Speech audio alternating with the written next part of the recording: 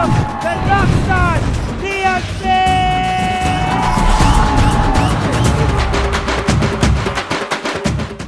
அங்கே தங்கி சாப்பிட உங்களுக்கு எல்லாம் எப்படி இதுக்கு மனசு வருது? இதுவே நானா இருந்தா நாண்டுகிட்டு செத்து இருப்பேன்.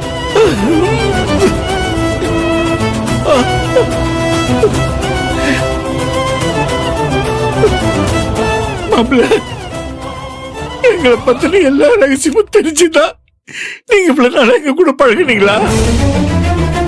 எங்களை வீட்டுக்கு கூட்டிட்டு போய் தங்க வச்சீங்களா?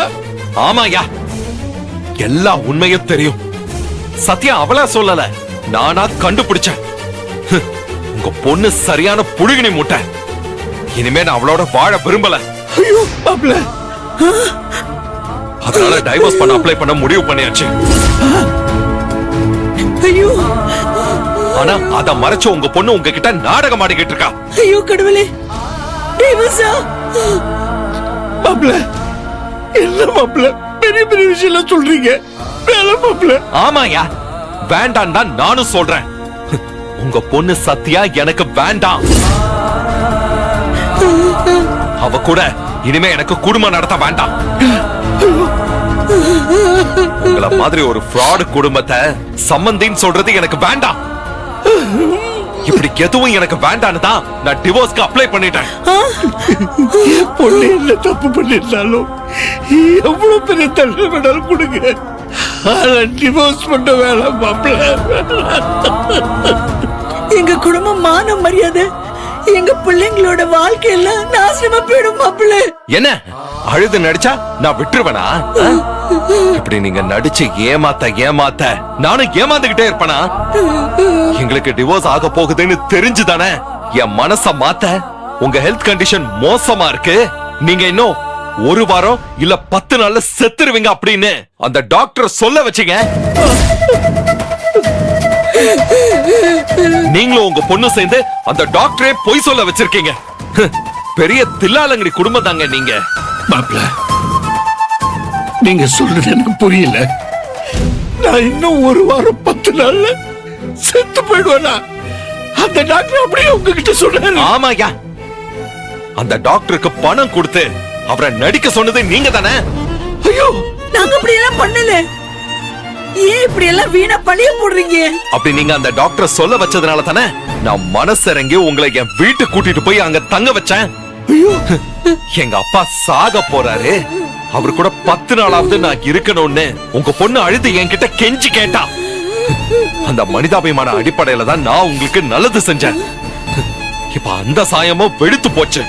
நீங்க சாக போற விஷயமே பொய்ன்னு அந்த டாக்டர் சொல்லிட்டாரு. மொத்த குடும்பமும் ஃப்ராட் குடும்பம். இப்படி ஒரு கேவலமான நாதாரி குடும்பத்தை நான் இதுவரை பார்த்ததே இல்ல. ஐயோ மாப்ள, மாப்ள அப்படி எல்லாம் சொல்லாதீங்க. உங்களை ஏமாத்துற எண்ணம் எனக்கு இல்ல. என் பொண்ணு சத்யாவா உங்களை ஏமாத்துற எண்ணத்துல இப்படிப்பட்ட காரியம் எல்லாம் பண்ணிருக்க மாட்டேன் மாப்ள. நடந்த கதையே வேற மாப்பிள்ள. அது உங்களுக்கு தெரியுமோ தெரியாதோ? நடந்தது என்னன்னா, ஏங்க போதும், உங்க பொண்ணு ஏற்கனவே என் காதுல பூ சுத்திட்டா. இப்ப நீங்க புதுசா ஆரம்பிக்காதீங்க. இதுக்கு மேல நீங்க பேசுற ஒரு வார்த்தை கூட நான் நம்ப மாட்டேன். நீங்க செஞ்ச அத்தனை பாவங்களும் உங்க பொண்ணுங்க தலையில வந்து விழும். ஒட்டுமொத்த குடும்பமும் சேர்ந்து எங்களை ஏமாத்துறீங்கல்ல. உங்க 2 பொண்ணுங்களும் நடுத்தெருல வந்து நிக்கிற நாள் வரும். ஐயோ வேண்டாம் மாப்பிள்ள. அப்ப செஞ்ச பாவத்துக்கெல்லாம் மொத்த குடும்பமும் தண்டனை அனுபவிப்பீங்க.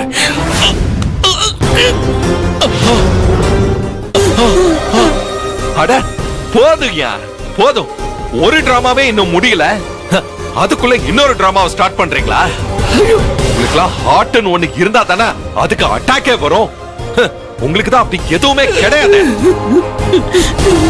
அப்பா சாமிகளா, இப்படி ஒரு டிராமா குடும்பத்தை நான் பார்த்ததே இல்ல.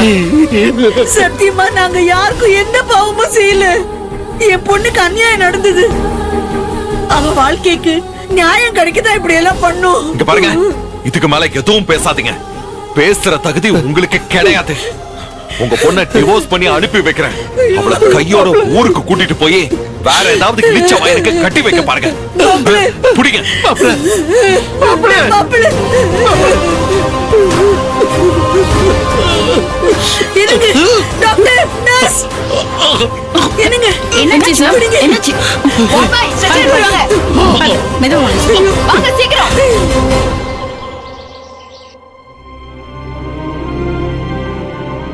தேவி அக்காக்கு என்னாச்சு? ஏன் இப்படி நடுராத்திரியில அப்பா அம்மாவை வீட்டை விட்டு அனுப்பியிருக்காங்க? இது தப்பு இல்லையா? மத்தவங்க பார்வையில இது தப்புதான், ஆனா அவ பார்வையில இது தப்பு இல்ல. கஷ்டப்பட்டு அபிமாமாவோட காதலை சம்பாதிச்சு அத்தை கிட்ட நல்ல பேர் வாங்கி இந்த இடத்துக்கு வந்திருக்கா. அதுக்கு எடுத்துக்க அவ விரும்பல. அப்பா அம்மா இங்க இருந்தா எங்க குடும்ப ரகசியம் உடைஞ்சிருமோன்னு அதுக்கு பயந்து அவங்கள அனுப்பிட்டா. அத்தை கிட்ட என்ன பெருசா நல்ல பேர் வாங்கிட்டாங்க? அந்த செல்வநாயகி தான் பாசமா இருக்க மாதிரி நடிக்கிறாங்களே தவிர வேற என்ன பண்ணாங்க? அது தேவி அக்காக்கு இன்னும் தெரியாதுல்ல. அவளை பொறுத்த வரைக்கும் அத்தை அவங்க செஞ்ச தப்புக்கு அவகிட்ட மன்னிப்பு கேட்டு திருந்திட்டாங்க. இப்ப அவளுக்கு அவங்க ரொம்ப நல்லவங்க. இந்த அன்பும் பாசமும் எப்பவும் நிலைக்கும்னு அக்கா நம்புறா, கனவு கண்டுட்டு இருக்கா. இப்படியே கனவுல எத்தனை நாளைக்கு இருக்க போறாங்கக்கா? அட்லீஸ்ட் கூட பிறந்த தங்கச்சி உங்களையாவது நம்பணும்ல. உங்களே எதிரியா பார்க்க ஆரம்பிச்சிட்டாங்க. நீங்க அவங்களுக்காக எவ்வளவோ தியாகம் பண்ணிருக்கீங்க. அதெல்லாம் அவளா உணரணும் ஆர்த்தி. சொல்லி புரிய வைக்க முடியாது.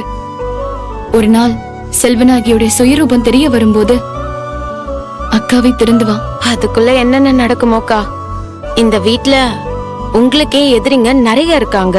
முக்கியமா அந்த ஸ்ருதி. நீங்க அவகிட்ட கொஞ்சம் ஜாக்கிரதையா இருங்கக்கா.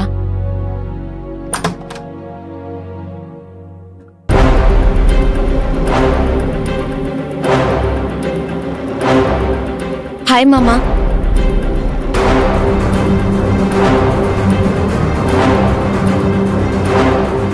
ஹாய். என்ன மாமா வீட்டு பக்கமே வரதில்ல? ஆளையே சுத்தமா மறந்தாச்சு. மாமியார் வீடுன்னு ஒண்ணு இருக்குன்னு உங்களுக்கு ஞாபகத்துல இருக்குல்ல? சத்யாக்கா தான் நலனப்பாவோட பொண்ணு. நான் ஒரு அனாதை.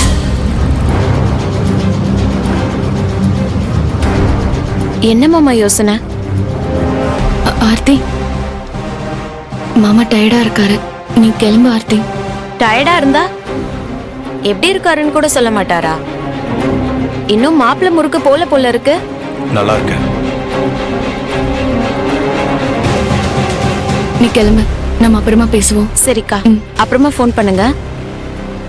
பாய் மாமா.